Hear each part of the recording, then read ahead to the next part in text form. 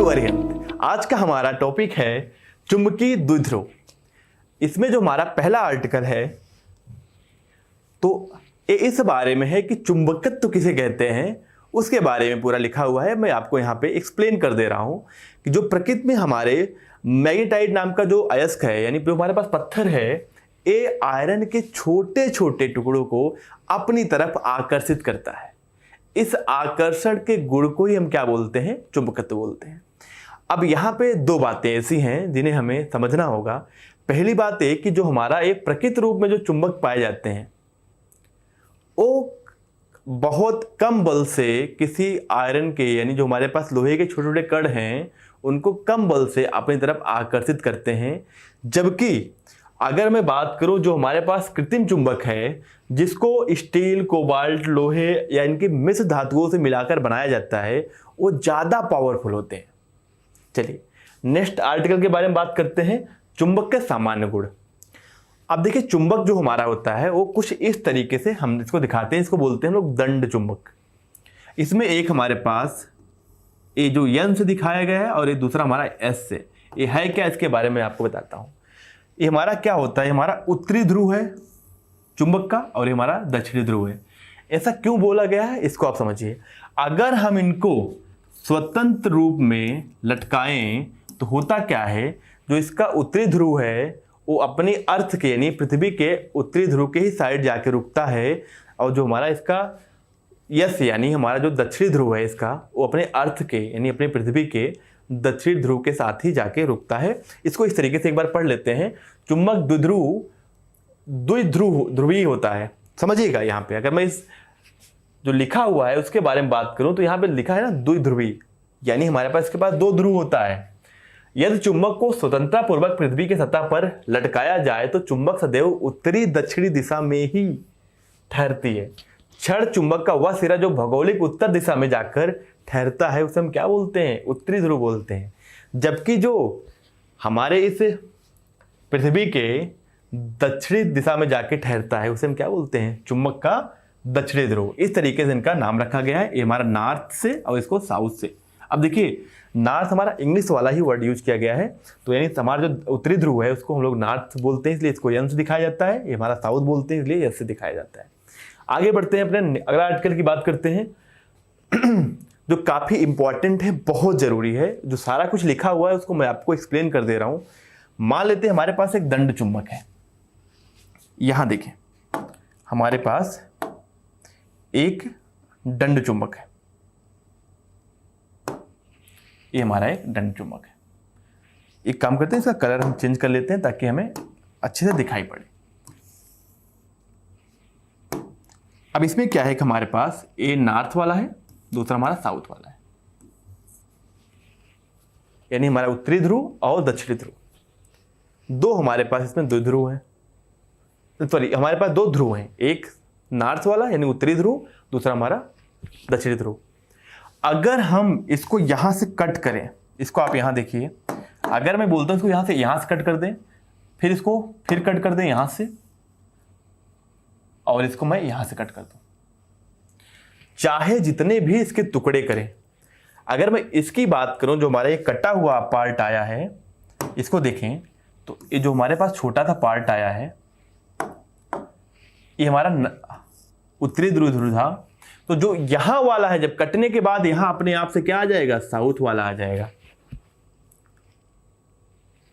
अब इस तरीके अगर मैं इसकी लास्ट वाले की बात करूं तो हमारे पास क्या था, ये साउथ था, नहीं हमारा दक्षिणी ध्रुव था, या मैं इसको इस तरीके से बोलूं कि हमारा दक्षिणी ध्रुव है, तो हमारे पास इधर क्या आ जाएगा, यानी तो हम इस तरह से बोल सकते हैं कि स्वतंत्र रूप से हमारे पास सिर्फ एक ध्रुव नहीं एग्जिस्ट करता।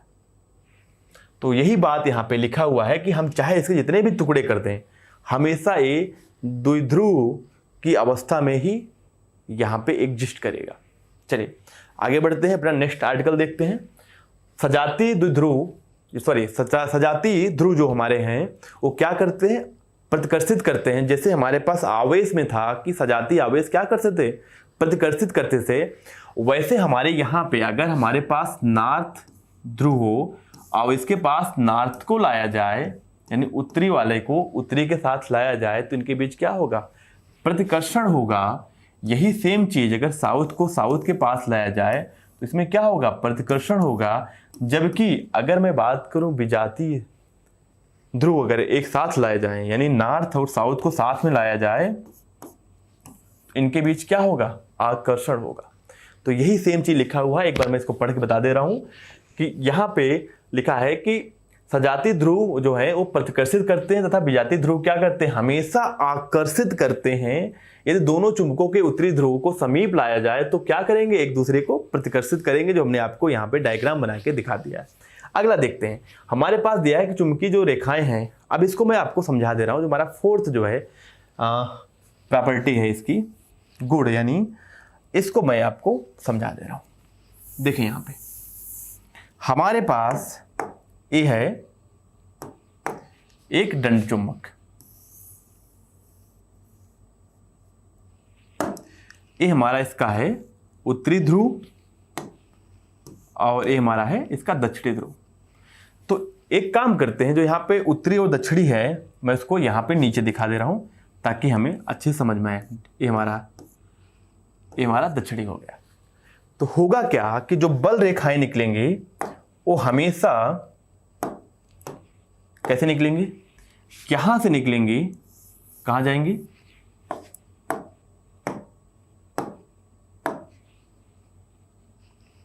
यहां से निकलेंगी और यहां जाएंगी।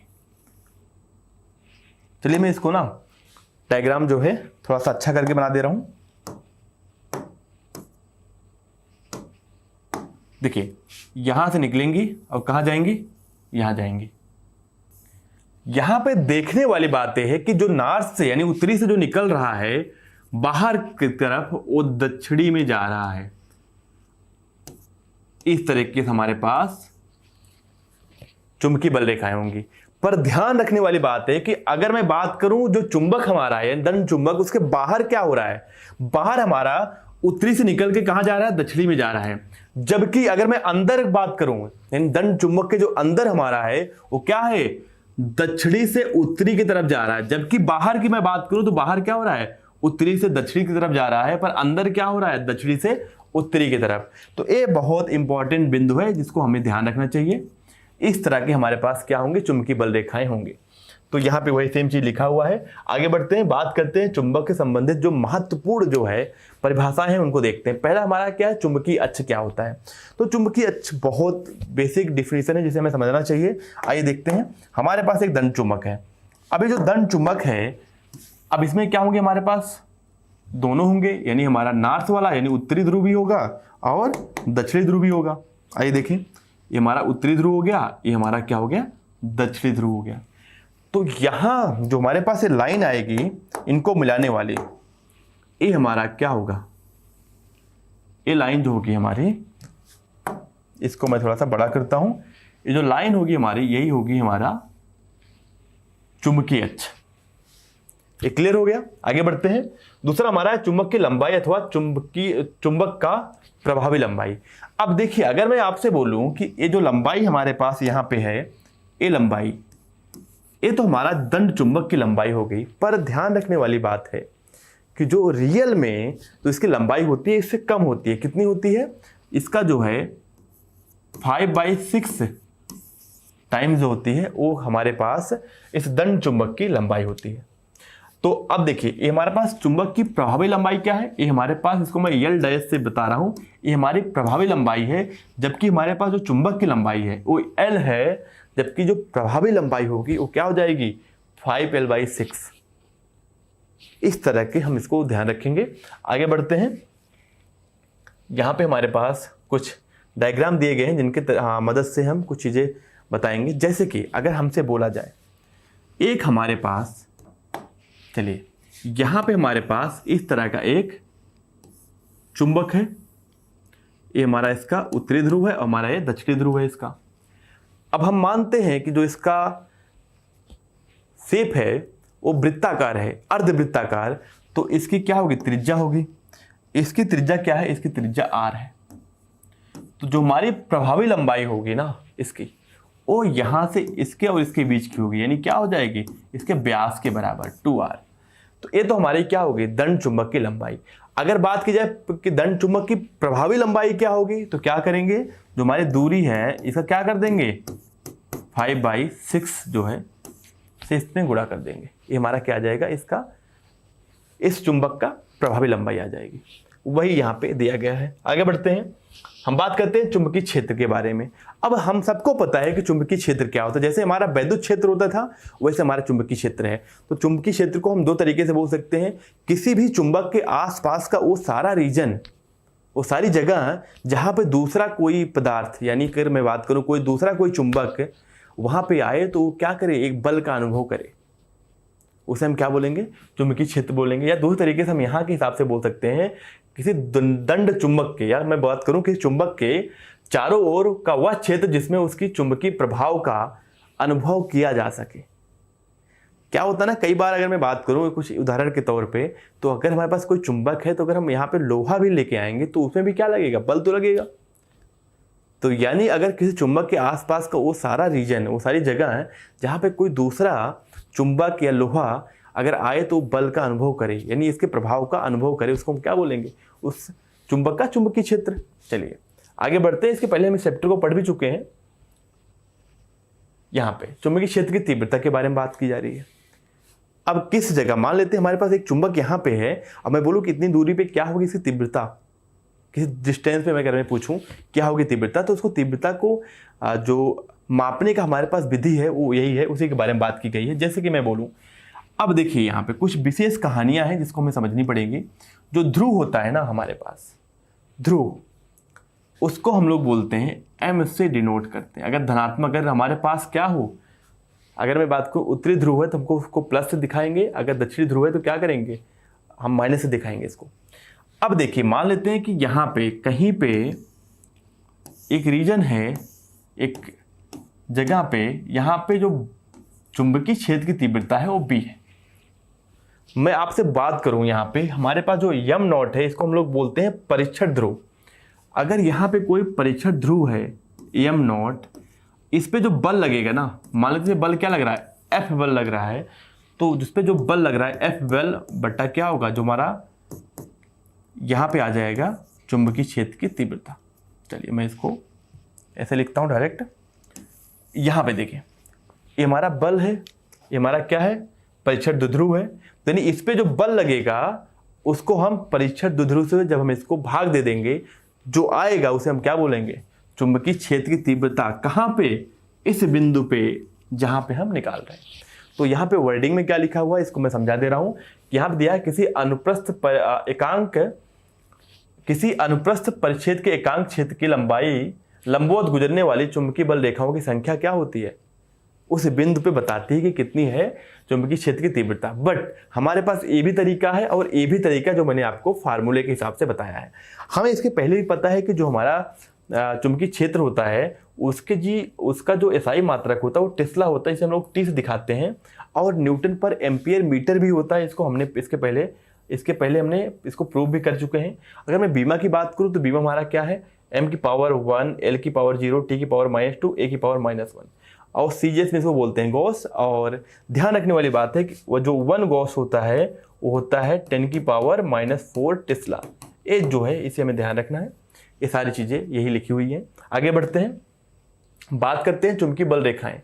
अब जब हम बात करेंगे चुंबकीय बल रेखाएं की, तो चुंबकीय बल रेखाओं के अपने गुण भी होंगे।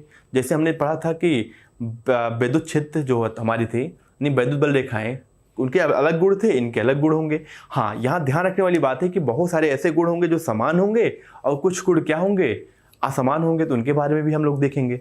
तो आइए देखते हैं, हमारा पहला क्या है कि यहाँ दिया गया है किसी चुंबकीय क्षेत्र से चुंबकीय बल रेखाओं वे काल्पनिक रेखाएं हैं जो उस स्थान पर चुंबकीय क्षेत्र की दिशा को अविरत, यानी हम बात करते हैं अगर मैं इंग्लिश में बोलूँ तो कॉन्टिन्यूअस, प्रदर्शित करती हैं तथा इन रेखाओं के किसी बिंदु पर खींची गई स्पर्श रेखा उस बिंदु पर चुंबकीय क्षेत्र की दिशा प्रदर्शित करती है। जो अभी इसके पहले हमने देखा था, एक बार मैग्नेट हमारे पास था, यानी जिसको हम लोग बोलते हैं दंड चुंबक। आइए इसको मैं एक बार आपको समझा दे रहा हूँ। हमारे पास एक दंड चुंबक है। अब यहाँ पे इन सारी चीज़ों को मैं एक लाइन में ही बताऊँगा। यहाँ से नार्थ यानी उत्तरी ध्रुव से जाएंगे लाइन और दक्षिण ध्रुव में आ जाएंगे। यहाँ क्या होंगे, बाहर से निकलेंगी और यहाँ साउथ से नॉर्थ, यानी अंदर की तरफ क्या होगी दिशा, दक्षिणी से उत्तरी होगी, जबकि बाहर क्या होगी, बाहर हमारा उत्तरी से दक्षिणी। अगर मैं यहीं पे बात करूं कि इस बिंदु पे हमें निकालना है चुंबकीय क्षेत्र की दिशा क्या है, तो हम क्या करेंगे, इस पे एक स्पर्श रेखा खींचेंगे और जो ये स्पर्श रेखा है यही बताएगा यहाँ पे चुंबकीय क्षेत्र की दिशा क्या है। वही यहाँ पे सारा कुछ लिखा गया है। अलग अलग बिंदु पे चुंबकीय क्षेत्र की दिशा अलग अलग है, तो जहाँ पे हमें निकालना है, अगर हमें कभी इस बिंदु पे निकालना होगा तो क्या करेंगे, यहाँ पे एक स्पर्श रेखा खींच देंगे और यही हमारी क्या होगी, इस बिंदु पे चुंबकीय क्षेत्र की दिशा। आगे बढ़ते हैं, हमारे पास एक अगला पॉइंट आता है कि उदासीन बिंदु क्या होती है। उदासीन बिंदु वह बिंदु है जहां पे अगर हम कोई परीक्षण ध्रुव रखें और इस पे बल कितना लगे, बल का अनुभव ना करें, इस पे बल जो है 0 लगे, या मैं दूसरे वर्ड में बोलूंगा कि वह क्षेत्र जहां पे हमारा चुंबकीय क्षेत्र की तीव्रता क्या हो, 0 हो, यानी वह क्षेत्र जहां पे चुंबकीय क्षेत्र हमारा 0 हो। यानी अगर मैं बोलूं यहाँ पे जो V की वैल्यू हो अगर वो 0 है, इसका मतलब क्या है, हमारा उदासीन बिंदु है। आगे बढ़ते हैं, अगला आर्टिकल देखते हैं हमारा चुंबकीय बल रेखाओं के गुण। तो चुंबकीय बल रेखाओं के बहुत सारे गुण होंगे, एक एक करके पढ़ते हैं। पहला हमारा क्या है कि चुंबकीय बल रेखाएं जो है वो बंद वक्र होती हैं, हमेशा क्लोज लूप यानी बंद वक्र ही बनाती हैं, जबकि हमें ध्यान है कि जो वैद्युत बल रेखाएं हैं वो कभी भी क्लोज यानी बंद जो है वक्र नहीं बनाती। आइए देखते हैं, हमने इसको देख भी लिए हैं। और चुंबक के बाहर इसकी दिशा क्या होती है, उत्तरी ध्रुव से दक्षिणी ध्रुव की तरफ होती है। अभी हमने इसको बनाया था, एक बार और बना लेते हैं। यहाँ पे हमारे पास क्या है, हमारे पास यहाँ पे एक दंड चुंबक है और यहाँ पे इसका क्या है, उत्तरी और दक्षिणी है। हमने देखा है उत्तर से निकलता है, कहाँ जाता है, दक्षिण में जाता है। ये तो क्या है, बाहर क्या है, उत्तर से निकलता है दक्षिण में जाता है, पर अंदर क्या होता है, दक्षिण से उत्तर में आता है। यहाँ देखिए, यहाँ पे उत्तर से निकल रहा है बाहर के साइड, अंदर क्या हो रहा है, दक्षिण से उत्तर जा रहा है। यही सेम कहानी यहाँ पे भी होगी, तो इसे हमें ध्यान रखना है। पहली जो है हमारी, इसका गुण आ गया। बात करते हैं अपने नेक्स्ट आर्टिकल के बारे में कि चुंबकीय बल रेखाओं की जो किसी बिंदु पर खींची गई स्पर्श रेखा उस बिंदु पर चुंबकीय क्षेत्र की दिशा को व्यक्त करता है। बहुत आसान सी चीज जो मैंने इसके पहले भी बता दिया था आपको।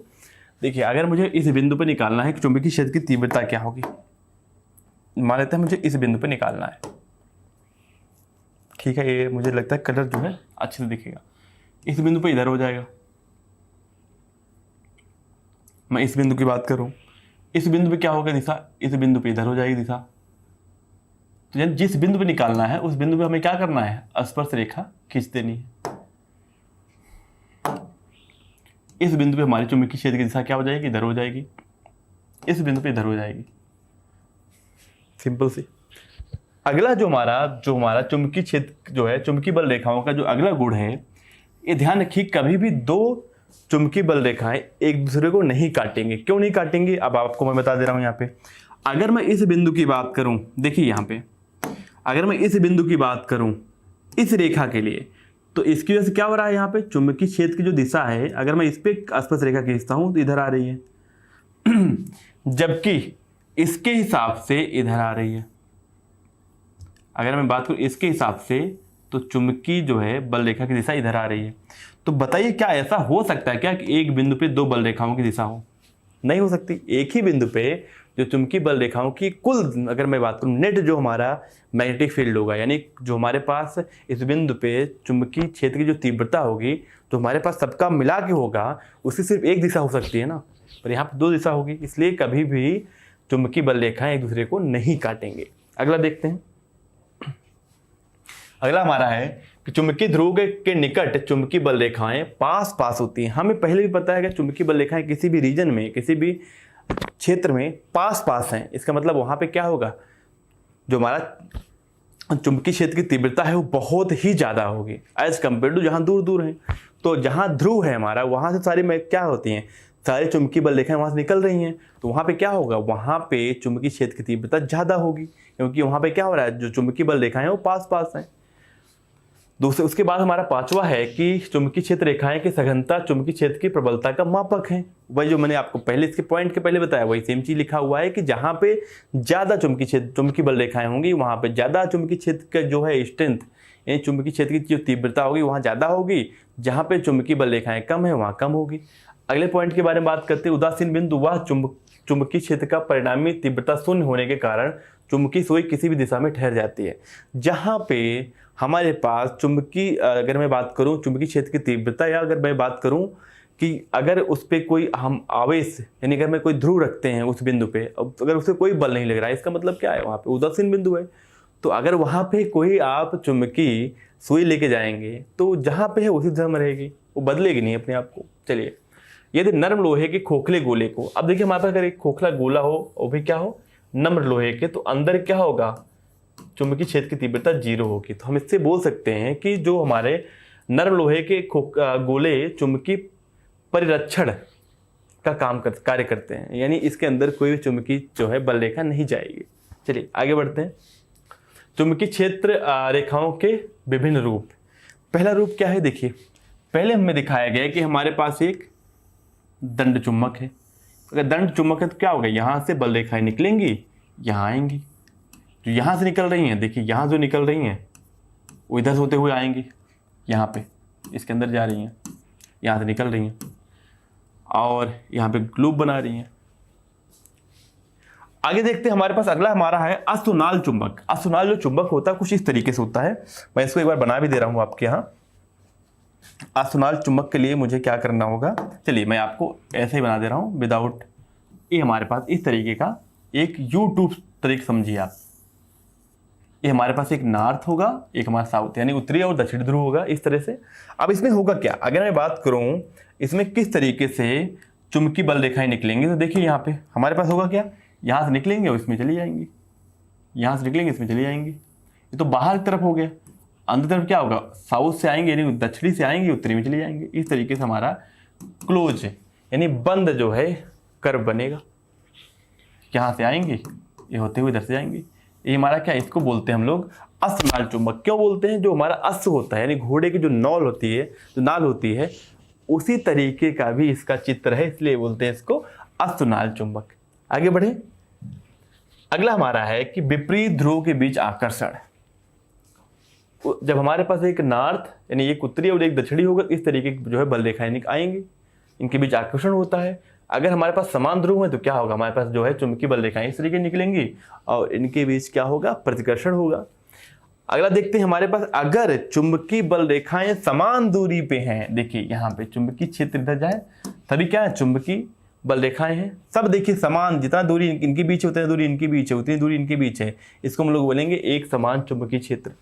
जबकि यहाँ देखिए असमान चुंबकीय क्षेत्र क्यों बोल रहे हैं, क्योंकि यहाँ पे चुंबकीय क्षेत्र के बीच की दूरी इतनी है, यहाँ पे और बढ़ जा रही है, यहाँ बढ़ जा रही है, यानी अलग अलग बिंदु पे दो चुंबकीय बल रेखाओं के बीच की दूरी बदल रही है। इसका मतलब क्या है, असमान चुंबकीय क्षेत्र है।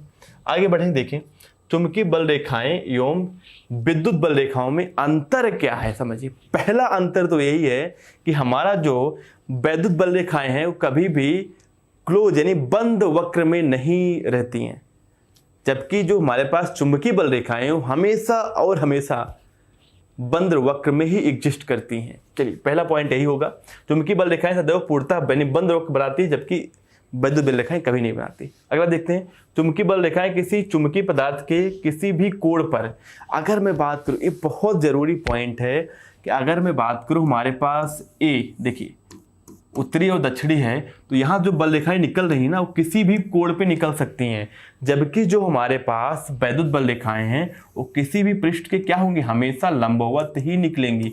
इसी पॉइंट को यहाँ लिखा गया है, ये आप पॉइंट समझ गए होंगे। आगे बढ़ते हैं अपना, देखिए वही लिखा गया है, इसके विपरीत वैद्युत बल रेखाएं क्या होती हैं, सदैव किसी पृष्ठ के लंबवत उत्सर्जित होती है। अब यहाँ पे चुंबकीय द्विध्रुव क्या होता है, अब यहाँ से ये हमारा पार्ट सबसे इंपॉर्टेंट पार्ट भी होता है। समान सामर्थ्य के दो विजातीय ध्रुव अगर उनको अल्प दूरी पे एक दूसरे से अल्पतम दूरी पे रखने पर निर्मित निकाय को क्या बोलते हैं, चुंबकीय द्विध्रुव कहते हैं। जैसे चुंबकीय द्विसूचक, धारावाही लूप, धारावाही कुंडली, अल्प लंबाई की छड़, चुंबक तथा धारावाही प्रणालिका आदि। अब देखिए जितने आप यहाँ पे उदाहरण देख रहे हैं ये हम लोग आगे चल के पढ़ेंगे, बट आप यहाँ से समझिए। जैसे कि अगर मैं बात करूँ, हमारे पास ये हमारे पास एक दंड चुंबक है, ये हमारे पास इधर का हमारा उत्तरी हो गया, इधर हमारा दक्षिणी हो गया। ये बहुत कम दूरी पे है, तो इसको क्या बोलेंगे? इसको बोलेंगे चुंबकीय द्विध्रुव। पर ध्यान रखने वाली बात है कि जो इसका ध्रुव है, उसका जो ध्रुव है, अगर मैं बात करूं पोल स्ट्रेंथ की, यानी ध्रुव सामर्थ्य की बात करूं, इसको हम लोग यम से दिखाते हैं। एक का प्लस, यानी अगर हमारे पास नॉर्थ वाला है, उत्तरी ध्रुव है, उसका प्लस लिखेंगे, दक्षिण ध्रुव का ऋणात्मक। अगर दोनों समान हो, यानी जो हमारा धनात्मक वाला है वो भी, यानी अगर मैं बात करूं ध्रुव सामर्थ्य जो है, जो उत्तरी ध्रुव का है वही दक्षिणी ध्रुव का होगा, इस पूरे निकाय को क्या बोलते हैं? चुंबकीय द्विध्रुव बोलते हैं। आगे बढ़ते हैं, यहाँ पे देखिए ध्रुव सामर्थ्य के बारे में बात करते हैं। तो ध्रुव सामर्थ्य क्या है? तो यहाँ पे किसी चुंबक के ध्रुव के द्वारा चुंबकीय पदार्थ को अपनी ओर आकर्षित करने के सामर्थ्य को क्या बोलते हैं? ध्रुव सामर्थ्य बोलते हैं। या ऐसे बोल सकते हैं किसी ध्रुव से कितनी जो है चुंबकीय बल रेखाएं निकल रही हैं, उनकी संख्या से हम भी ज्ञात कर सकते हैं कि उसका ध्रुव सामर्थ्य कितना है। अब आगे देखें, अच्छा यहाँ पे दिया भी गया है कि अगर हमारे पास उत्तरी ध्रुव है तो उसका क्या होगा? उसको धनात्मक से करेंगे। अगर हमारे पास जो है इसको यम से प्रदर्शित करते हैं, अगर उत्तरी ध्रुव होगा तो उसको धनात्मक बोलेंगे, अगर दक्षिणी ध्रुव होगा तो उसको क्या बोलेंगे? ऋणात्मक। यानी कि हमारे पास उत्तरी ध्रुव होगा तो उसको बोलेंगे प्लस यम से दिखाएंगे, दक्षिणी ध्रुव होगा तो क्या करेंगे? माइनस यम से दिखाएंगे। और जो इसका मात्रक होता है, अगर मैं बात करूं एसआई मात्रक के बारे में, तो इसका जो एसआई मात्रक होता है एम्पियर मीटर। अगर एसआई मात्रक एम्पियर मीटर है, इसका मतलब इसका जो बीमा होगा, बीमा क्या होगा? एम्पियर का ए, मीटर क्या? एल। तो एल क्या हो जाएगा? इसका बीमी सूत्र हो जाएगा। आगे बढ़े, देखते हैं अगला हमारा क्या आर्टिकल है। चुंबकीय यानी क्षण चुंबक का चुंबकीय द्विध्रुव आघूर्ण। क्षण चुंबक ये हमारे पास क्षण चुंबक है। देखें, अगर मैं क्षण चुंबक की बात करूं तो इसको हम लोग एस हमारा क्या हो गया? दक्षिणी वाला हो गया, और एन हमारा क्या होगा? उत्तरी वाला हो गया। इसको प्लस यम से लिखेंगे और इसको क्या लिखेंगे? माइनस यम से। अगर मैं बात करूं कि इसका जो है चुंबकीय द्विध्रुव आघूर्ण क्या होगा, तो इसका जो चुंबकीय द्विध्रुव आघूर्ण उसको कैपिटल यानी बड़े वाले एम से लिखते हैं। वो क्या होगा? ध्रुव सामर्थ्य यानी एम, और इन ध्रुवों के बीच की दूरी कितना है? 2d है। तो यही हमारा क्या होगा? द्विध्रुव आघूर्ण। ये हमारा एक सदिश राशि है, इसको लिख सकते हैं 2md ना। यहाँ पे देखें, या इनकी बीच का दूरी क्या है? 2l है, तो क्या लिखेंगे हम लोग? कैपिटल एम को लिख सकते हैं ध्रुव सामर्थ्य, और इनके बीच की दूरी 2l। अब देखिए यहाँ पे अगर मैं बात करूँ इसकी एसआई मात्रक के बारे में, एसआई मात्रक क्या होगा? अभी हमने देखा है इसका क्या होता है? ध्रुव सामर्थ्य का एम्पियर मीटर होता है, और इसका मीटर क्या हो जाएगा? Ampere meter square. ये हमारा इसका मात्रक हो जाएगा। अगर बात करें बीमा के बारे में इसके, तो बीमा हमारा क्या हो जाएगा? बीमा हमारा होगा यहाँ पे एम्पियर का ए, दूरी का L square, A L square. अब यहाँ पे समझने वाली बात यह है कि ए हमारा क्या है? एक सदिश राशि है।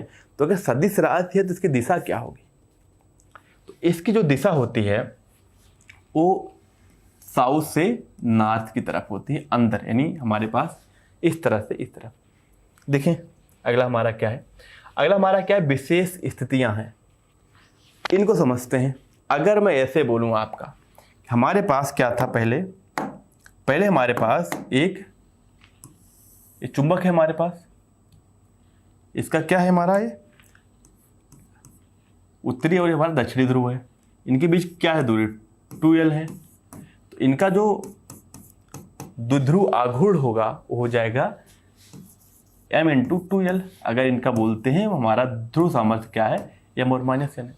अगर हम इनको आधे पे काट दें, यानी चुंबक को इस तरीके से अगर काटा जाए, देखिए यहाँ पे अगर इस तरीके से काट दिया जाए तो क्या होगा? अब देखिए ये हमारे पास यही बचेगा सिर्फ, यानी अब हो जाएगा m यानी नॉर्थ, इधर क्या अपने आप से आ जाएगा? साउथ, यानी माइनस m आ जाएगा हमारे पास। इनके बीच दूरी क्या है? l है। तो जो हमारा अब आएगा द्विध्रुव आघूर्ण वो हमारा हो जाएगा m × l, यानी पहले का क्या हो जाएगा? आधा हो जाएगा। वही लिखा गया है। देखिए यहाँ पे क्या है? यदि एक क्षण चुंबक की लंबाई को दो बराबर भागों में विभाजित कर दिया जाए तो क्या होगा? उसका द्विध्रुव आघूर्ण आधा हो जाएगा, जो हमने यहाँ पे करके देख लिया। आगे बढ़ते हैं। यहाँ पे एक चीज लिखा गया है जिसको हम लोग पढ़ लेते हैं। यदि क्षण चुंबक को उसकी लंबाई के अंदिश दो बराबर भागों में विभाजित करें तो उसका चुंबकीय द्विध्रुव आघूर्ण क्या हो जाएगा, आधा हो जाएगा। अब देखिए यहाँ पे बात है, पहले तो हमने क्या किया, उसको ऐसे काटा था, अब हम लोग इसको ऐसे काटेंगे। देखिए यहाँ पे कैसे काटेंगे, समझने वाली बात है। ये हमारे पास एक चुंबक है, ये हमारे पास इसका उत्तरी है, हमारा क्या है दक्षिणी है। अब इनके बीच क्या है, 2l की दूरी है। अब हमने क्या किया, हमने इसको अगर मैं बात करूं, इसका द्विध्रुव आघूर्ण जो होगा वो m × 2l के बराबर होगा। अब हमने क्या किया, इस बार हमने इसको ऐसे काट दिया। कैसे काट दिया, ऐसे काट दिया। तो हमने ऐसा काटा तो अभी इसका क्या था, अभी इसका ध्रुव सामर्थ्य क्या है, m और -m था। तो अगर हम ऐसे काट देंगे तो क्या जो हमारा m है ना, वो क्षेत्रफल पे भी निर्भर करता है, क्षेत्रफल के समानुपाती होता है। इसका मतलब ये है कि अगर हमने इसको काट दिया तो क्या हो गया होगा, काटने पे ये हमारा ऐसे हो गया होगा m/2 एंड m/2। चलिए इसको मैं ऐसे लिख दे रहा हूँ, उतना ही होगा ना, लंबाई तो उतनी ही है, 2l ही है, पर इसका क्या होगा, जो इसका क्षेत्रफल है वो आधा हो गया होगा, यानी हमारा m/2 और m/2। अब जो हमारा इसका द्विध्रुव आघूर्ण होगा m/2 × 2l, यानी क्या होगा, ml हो जाएगा, यानी पहले का क्या हो जाएगा, आधा। वही यहाँ पे दिखाया गया है, सेम चीज। चलिए आगे बढ़ते हैं, बात करते हैं एक उदाहरण के बारे में। एक क्षण चुंबकीय द्विध्रुव की लंबाई जो है वो दी गई है, कितनी है, 2 मिमी, यानी 10⁻³ मीटर। ये हमारा इसकी लंबाई दी गई है। यहाँ पे दिया चुंबकीय द्विध्रुव आघूर्ण जो है ना, m की वैल्यू जो है, कैपिटल M की वैल्यू 0.004, यानी इसको हम लोग लिख सकते हैं 4×10⁻³ एम्पियर मीटर स्क्वायर। तो कह रहा है क्षण चुंबक का ध्रुव सामर्थ्य क्या होगा। तो क्या करेंगे, कैपिटल M जो होता है वो होता है m और इनके बीच की दूरी। अगर इनके बीच की दूरी 2l है तो 2l लेंगे, पर यहाँ दूरी जो है दी गई है, वही दूरी हम लोग लेते हैं क्या, 2l लेते हैं, पर एक्चुअली तो उसको आप l भी बोल सकते हैं, कुछ भी बोले। तो हमारा क्या, उनके बीच की दूरी 2 × 10⁻³ है। अब देखिए यहाँ पे एक किसके बराबर होगा, 4×10⁻³ बराबर हो जाएगा m × 2×10⁻³। तो यहाँ ये तो कैंसिल हो जाएगा, यहाँ से जो m आएगा आ जाएगा 2 एम्पियर मीटर। हमारे यहाँ पे ध्रुव सामर्थ्य आ गया। आगे बढ़ते हैं, अगला हमारा क्या है देखते हैं। यहाँ पे कह रहा है कि एक समान चुंबकीय क्षेत्र में अगर हम इससे द्विध्रुव आघूर्ण को रखें, अगर हमारे पास द्विध्रुव को रखें तो इतना कितना बल युग्म, यानी बल युग्म का आघूर्ण लगेगा।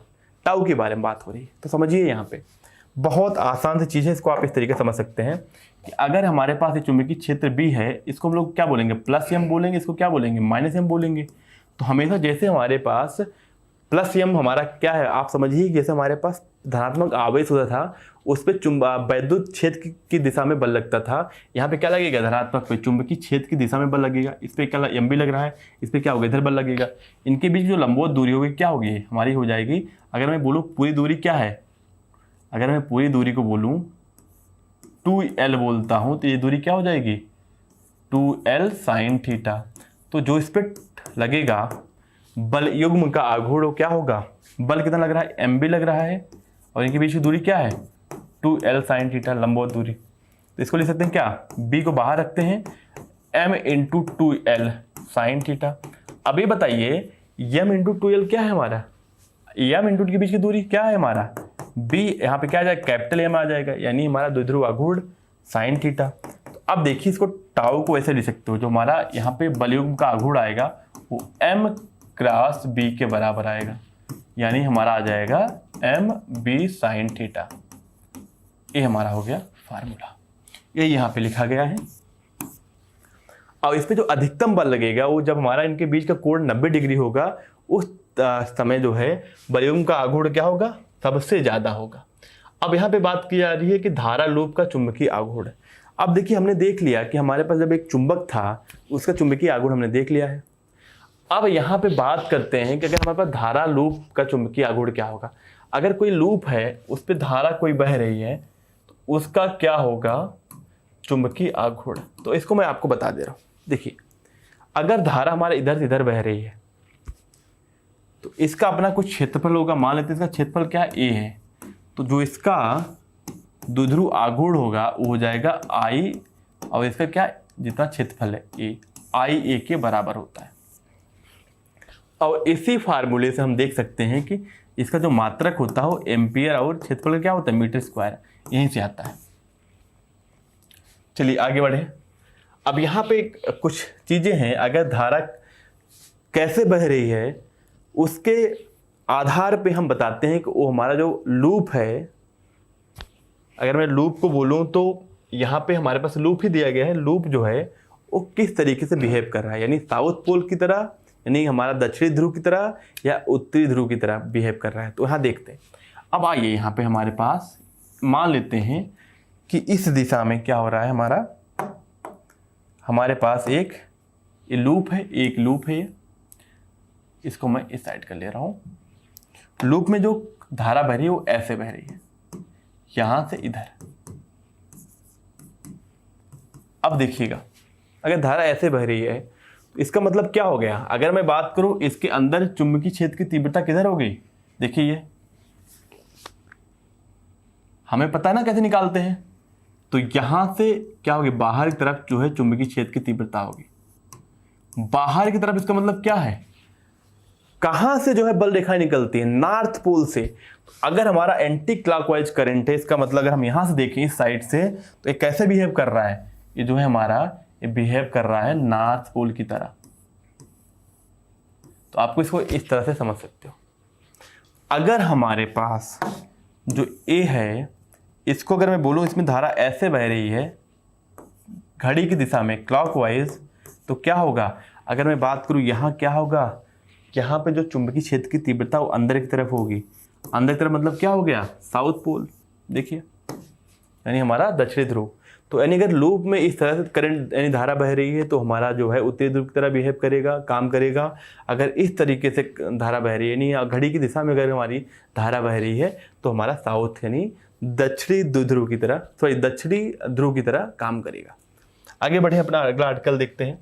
यहाँ पे बात करते हैं, हम आगे बात करते हैं, यदि प्रेरक जो प्रेक्षक है द्वारा देखने पर धारावाही लूप के पास का जो सिरा है वो अगर दक्षिणावर्त है, तो जो उसके पीछे जो प्रेक्षक होगा वो देखेगा तो उसके लिए क्या होगा, बायावर्त होगा।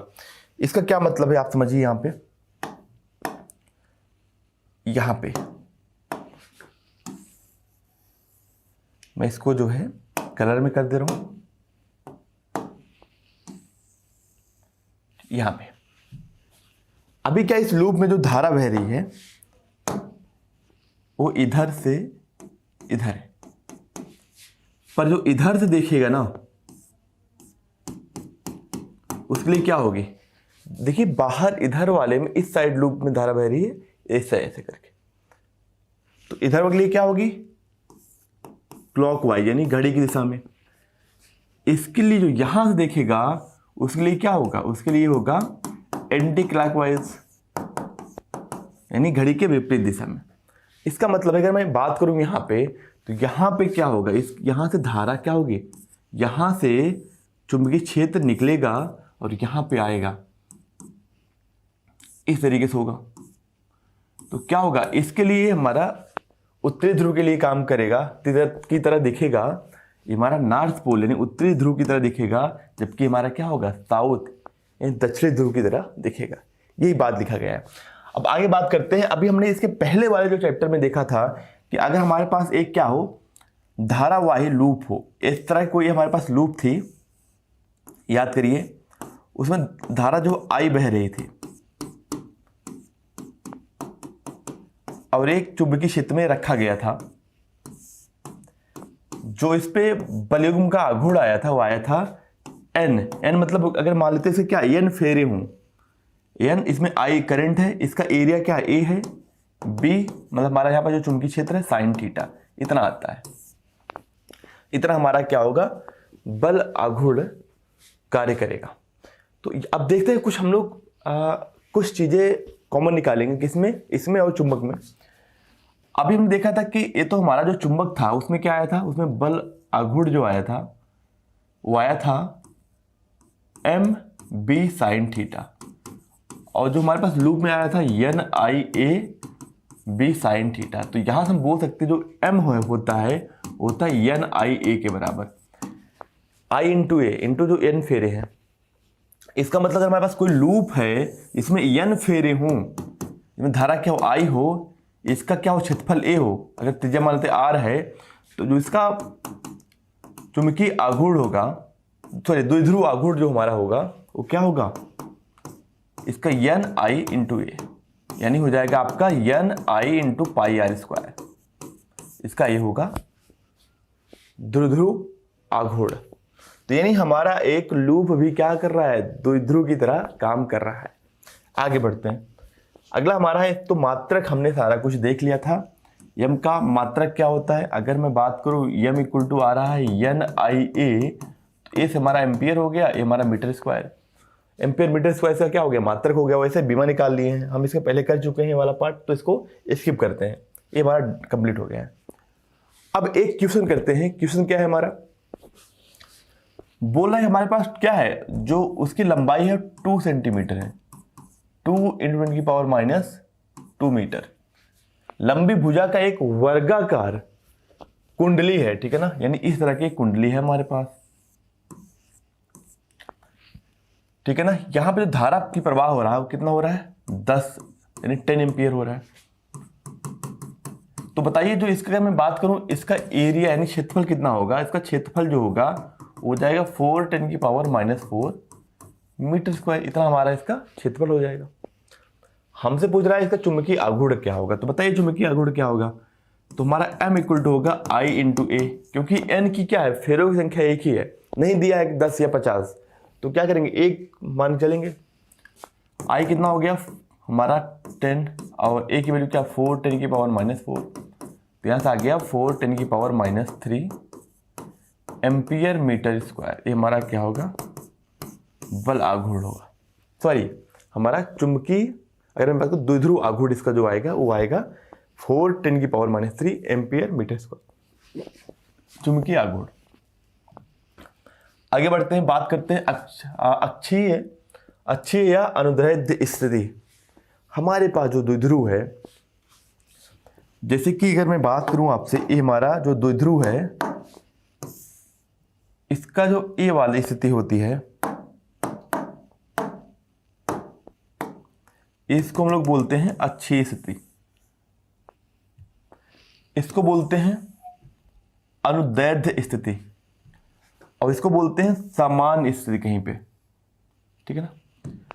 अब हमें क्या करना है, इस बिंदु पे हमारे पास क्या है, मान लेते हैं यहाँ पे, अच्छा इस तरह दिया है ना, साउथ और नॉर्थ, इसकी वजह से यहाँ पे क्या होगी, चुंबकीय क्षेत्र की तीव्रता r दूरी पे यहाँ से, अगला हमारा इस इधर आएगा r दूरी पे, अनुदैर्ध्य स्थिति पे और जनरल स्थिति पे, तीनों पे बात किया गया है। तो आइए देखते हैं, अगर मैं बात करूं यहाँ पे, देखिए हमारा क्या माइनस यम है, ये हमारा क्या है प्लस यम है, तो होगा क्या कि हमें यहाँ इस बिंदु पे निकालना है चुंबकीय क्षेत्र की तीव्रता, तो प्लस यम की वजह से क्या होगा, इधर हो जाएगा, कितना होगा म्यू नॉट अपान 4 पाई m बटा इनके बीच की दूरी, सिंट हम लोग यहाँ से केंद्र से दूरी लेंगे तो क्या होगा, पर यहाँ से पहले इसके लिए निकाले तो यहाँ दूरी लेंगे ना, कितना होगा, पूरी दूरी हमारी यहाँ केंद्र से दूरी r है, तो यहाँ दूरी क्या होगी r माइनस एल का स्क्वायर, इसकी वजह से क्या होगा, इधर होगा कितना म्यू नॉट अपान 4 पाई m r प्लस एल का होल स्क्वायर, क्योंकि r तो यहाँ से है पर यहाँ से करेंगे तो क्या होगा, एल है और ये भी एल है, तो ये हो जाएगा, जो नेट आएगा वो इतना आ जाएगा हमारा म्यू नॉट अपान 4 पाई 2 यम आर, यम हमारा क्या है द्विध्रुव आघूर्ण है, आर यहाँ से इसकी दूरी अपान R square plus L square की पावर का whole square, L square minus sorry R square minus L square की पूरे की घात क्या है 2 दिया गया है। अब यहाँ एक समझने वाली बात है, अगर मान लेते हैं आर क्या है ज्यादा है, बहुत ज्यादा है एल से, तो क्या होगा हमारा, तो हम इसको हटा देंगे, इसको 0 ले लेंगे, तो उस कंडीशन में क्या हो जाएगा, ए हमारा बन जाएगा इस बिंदु पे अक्षीय स्थिति के किसी बिंदु पे चुंबकीय क्षेत्र की तीव्रता mu naught upon 4 pi 2m by R cube. याद करो इसी हमारे इस तरह का हमने वहां पे देखा था K2 या मैं ऐसे बोलूं 2kp यानी 1/4 पाई अपसाइलन नॉट p और अपान r³ याद करिए, हमने जो हमारे पास यहाँ पे तो हमने देख लिया हमारे पास ये क्या है, चुंबकीय द्विध्रुव की वजह से है। वहाँ पे क्या करिए देखिएगा, इलेक्ट्रिक डाइपोल जो हमारा था उसकी वजह से भी ऐसे ही आया था हमारा। अब देखिए यही मैं अगर बात करूं, इस स्थिति में क्या होगा, जिसको हम लोग बोलते हैं निरक्षीय स्थिति अथवा अनुप्रस्थ स्थिति में, अनुप्रस्थ स्थिति को ही हम बोलते हैं निरक्षीय स्थिति। इसमें क्या होगा हमारा, इसमें हमारा जो इस बिंदु पे जो चुंबकीय क्षेत्र की तीव्रता आएगी वो आ जाएगी μ0/4 पाई m/r² प्लस l² की घात ये हो जाएगा हमारा। पर ध्यान रखने वाली बात है कि हमेशा जो है, जो हमारा चुंबकीय द्विध्रुव आघूर्ण है, द्विध्रुव आघूर्ण का जो दिशा होगी ये इधर होगी, यानी ऋणात्मक से धनात्मक की तरफ। पर जो यहाँ पे चुंबकीय क्षेत्र की तीव्रता की जो कुल दिशा आएगी वो इधर आएगी, इसके विपरीत। अगर यहाँ पे हमारा क्या हो, आर बहुत बहुत ज़्यादा हो किससे, एल से, तो हमारा वही आ जाएगा ये वाला फार्मूला। तो यहाँ से हमारा दोनों स्थिति में हमने निकाल लिया क्या होगा हमारा चुंबकीय क्षेत्र की तीव्रता। अब जनरल स्थिति के बारे में बात करते हैं। अगर जनरल स्थिति के बारे में बात करें, यहाँ से आर दूरी पे जो हमारा चुंबकीय क्षेत्र की तीव्रता होगी, यहाँ ध्यान रखिएगा, यहाँ जो बी आएगा हमारा वो आ जाएगा μ0/4 पाई m, ठीक है ना। अब देखिएगा यहाँ पे m/r³ 1+3 cos² थीटा, ये क्या है, ये हमारा देखिए यहाँ पे ये है द्विध्रुव आघूर्ण जो हमारा है m, उसकी दिशा है, और ये r है जहां हमें निकालना है, ये r, इनके बीच का कोण क्या है, थीटा। अब ये बात आती है कि ये जो है हमारा जो कुल चुंबकीय क्षेत्र आ रहा है, मान इधर आ रहा है नेट, तो इसकी जो दिशा है वो यहाँ से कितना होगा। तो यहाँ से अगर मैं बात करूँ, यानी अगर मैं बात करूँ इधर से, इसको हम लोग बोलते हैं ना हॉरिजॉन्टल, यानी अगर मैं बात करूँ क्षैतिज से कितना कोण बना रहा है, तो हमारा ये होगा थीटा ए है प्लस क्या है फाई है, यानी कुल कोण हमारा थीटा प्लस फाई बना रहा है। कहाँ से, क्षैतिज से। अब अगर जो फाई की बात कर रहे हैं तो फाई कितना होता है हमारा, जो फाई होता है tan इनवर्स, ध्यान रखिएगा, tan थीटा के बराबर। पर यहाँ पे tan θ/2 होता है, इतना हमारा एक कोण होता है। क्या है, ये हमारा फाई है ना, ये हमारा फाई बराबर होता है tan इनवर्स tan θ/2। आइए बात करते हैं अपने नेक्स्ट आर्टिकल के बारे में। वाय चुंबकीय क्षेत्र में द्विध्रुव को घुमाने में किया गया कार्य एवं उसकी स्थितिज ऊर्जा क्या होती है, समझते हैं। यहां पे हमारे पास क्या दिया गया है, कह रहा है कि अगर हम किसी चुंबकीय द्विध्रुव को, ये हमारे पास क्या है, यहां पे हमारा चुंबकीय क्षेत्र की तीव्रता है और यहां पे हमारे पास द्विध्रुव है, north and south, +m -m। इसको θ1 मान लेते हैं। पहले θ1 कोण था, θ1 से θ2 घुमाने में कितना कार्य करना पड़ेगा, जो कार्य होगा वो हमारा बराबर होगा mb sin θ1 cos θ1 minus cos θ2 2 के बराबर होगा। इतना हमारा वर्क करना पड़ेगा। चलिए आगे बढ़ते हैं, बात करते हैं कुछ स्थिति के बारे में बात किया गया है।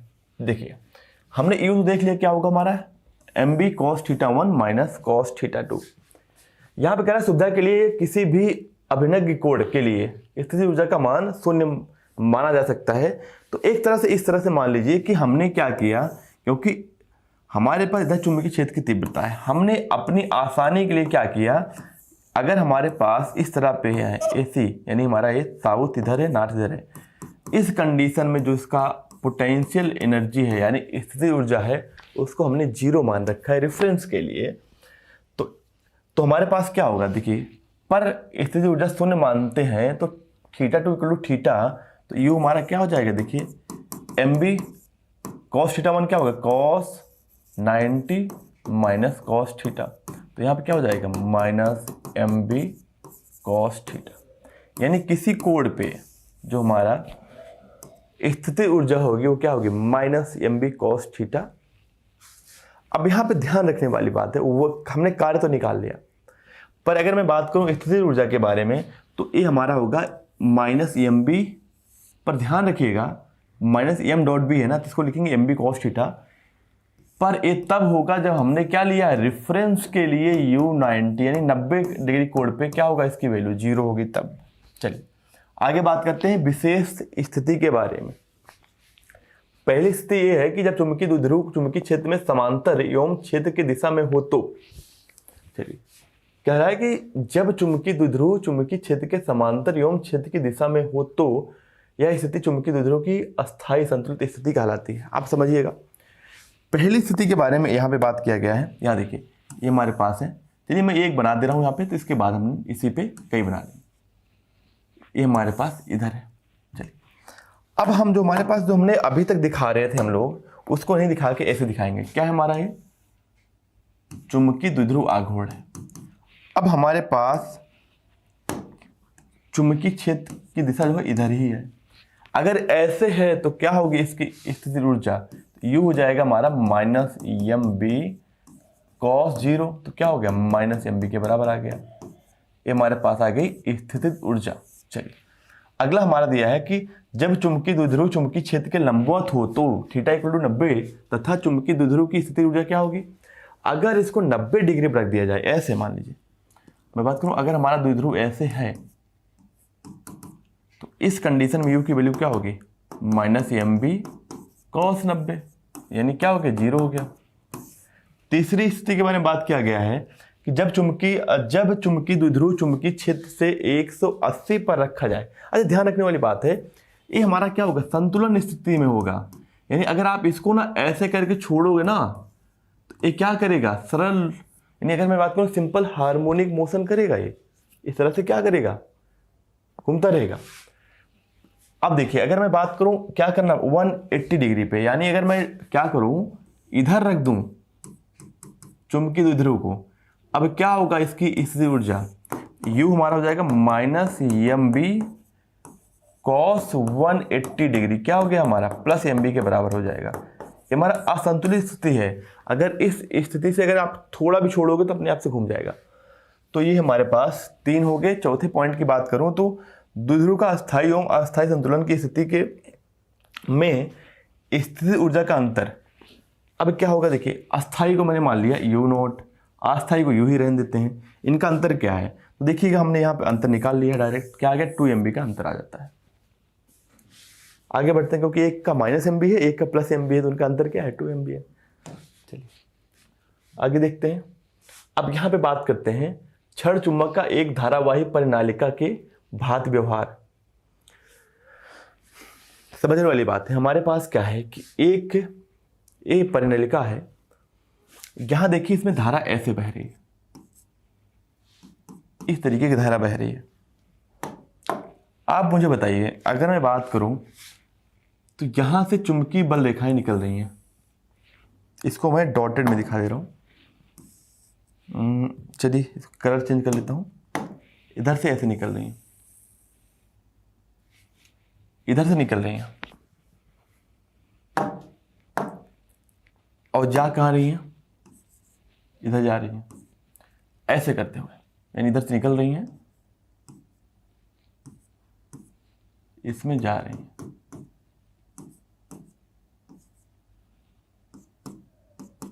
यहां से निकल रही हैं।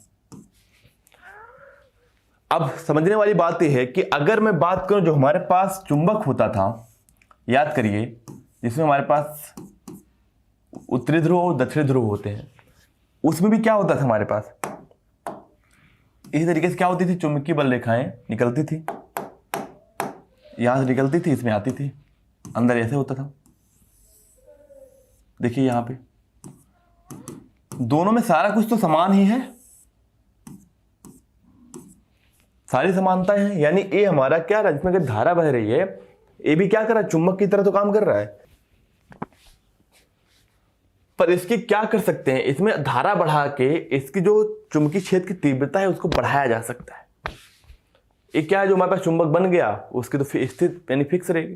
चलिए यहां देखते हैं, यदि इस कुंडली में किसी सिल के द्वारा विद्युत धारा प्रवाहित की जाती है तो एक क्षण चुंबक की भांति व्यवहार करने लगती है अब कंपास सुई को की सहायता से यदि धारा के कारण उत्पन्न चुंबकीय क्षेत्र की रेखांकित किया जाए तो नीचे दिए गए चित्र के अनुसार चुंबकीय बल रेखाएं प्राप्त होंगी। चलिए, वो तो हमारा हो गया, हमने देख लिया। अब आगे बात करते हैं। कुछ हमारे पास इस प्रकार प्राप्त चुंबकीय बल रेखाएं की निम्नलिखित विशेषताएं पाई जाती हैं, इनको पढ़ लेते हैं करके।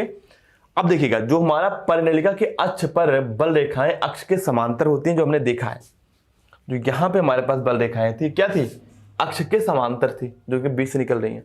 चलिए, समांतर बहुत पास पास होती हैं। अक्ष पर बल रेखाओं के समांतर होना यह सिद्ध करता है कि धारावाही परिनलिका के अक्ष पर चुंबकीय क्षेत्र एक समान तथा बल रेखाएं पास पास होना यह सिद्ध करता है कि चुंबकीय क्षेत्र प्रबल है। पास पास होंगे तो क्या होंगे, प्रबल होंगे। चलिए, दूसरा हमारा क्या है, चुंबकीय बल रेखाएं परिनलिका के एक सिरे से अंदर की ओर जाती हैं, वह सिरा दक्षिणी ध्रुव के भांति व्यवहार करता है, तथा दूसरे सिरा से निकलती हैं, वह सिरा हमारा उत्तरी ध्रुव की तरफ व्यवहार करता है। हमने देख लिया है। परिनलिका के तल के सामने से देखने पर यदि प्रवाहित धारा की दिशा दक्षिणावर्त है तो उसके विपरीत दिशा से देखने पे क्या होगा, जो है हमारा दूसरा हो जाएगा, यानी उत्तरी ध्रुव की तरह दिखेगा। तो यानी कोई भी परिनलिका है, वो इस बात पे अगर आप इधर से देख रहे हो तो धारा की दिशा जो है दक्षिणावर्त है, तो इधर से क्या दिखेगा, उत्तरी जो है हमारा नॉर्थ पोल की तरफ दिखेगा। दोबारा समझा देता हूँ, यहाँ पे थोड़ा सा मिस्टेक हो रही है।